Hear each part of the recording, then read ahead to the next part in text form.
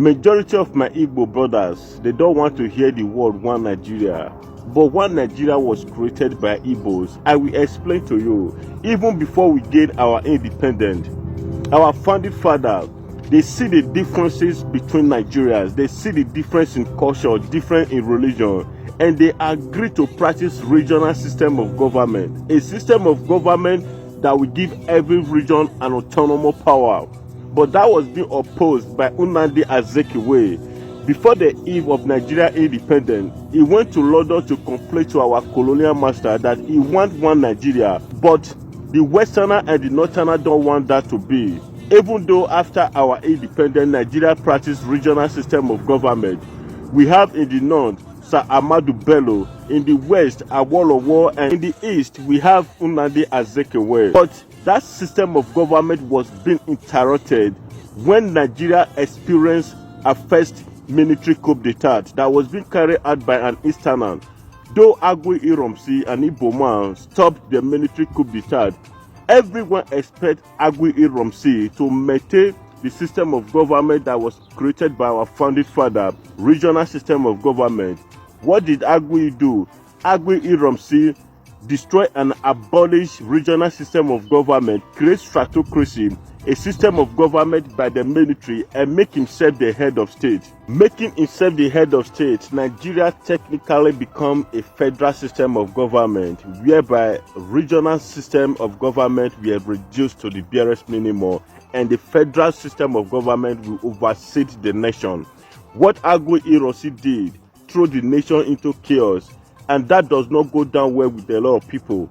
And we have people like Isaac Adaka-Boro, who on several occasions pleaded with Agui Iromsi, sent letters, protest, and even sent delegates, pleading with him we need to return to regional system of government, and also pointing out that Niger Delta being the only source of income of the nation, and yet the people are living in abject poverty.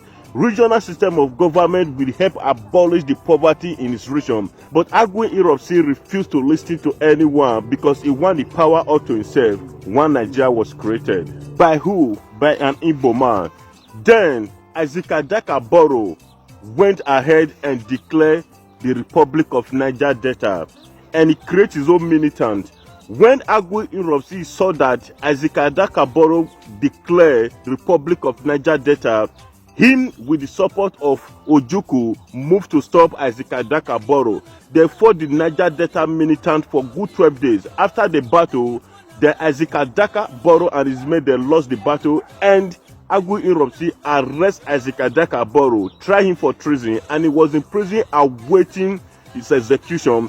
When the Northerners, they planned their counter coup. Don't forget, the Igbos, they planned the first coup in Nigeria, and the Northerners, they also carried out the counter coup, and Agui Iromsi was killed while Isaac Adaka-Boro was still in the prison. And then Jacobu Gowon became the head of state.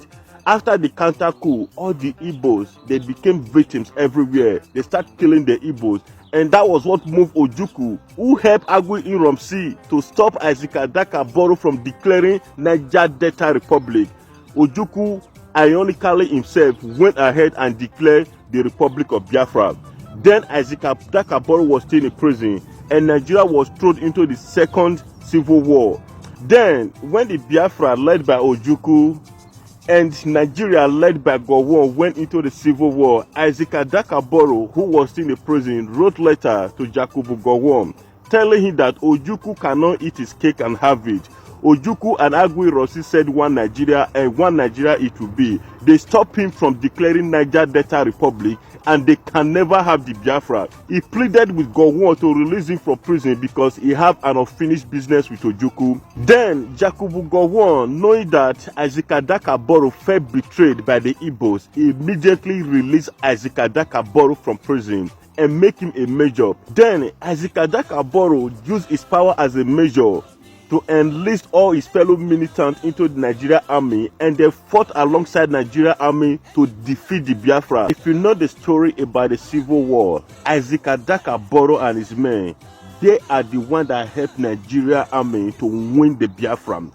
Believe it or not, because the Niger Delta militants, they know the land, they know the river, they know everywhere, and with the ability to speak every language, They were the one that carried out those atrocities during the war. They were the one that finished all the Igbos everywhere because they had the grievances. They felt betrayed by the Igbos. The Igbos stopped them from declaring Niger Delta Republic. Why would the Igbos want to have Biafra? Because of Isaac Adaka Boro. This man fought tirelessly alongside Nigerian army, though he was eventually killed near Okrika, River State, the present-day River State. But that man, he dealt with the Igbos because Ojukwu and Agui Romsey stopped him from achieving Niger Delta Republic, and that was one of the reasons why Ojukwu also could not achieve Biafra. You said one Nigeria, and one Nigeria it will remain. As a vast historian, I have been sent to give all Nigeria the truth. I'm Mr. Z, and I will be back.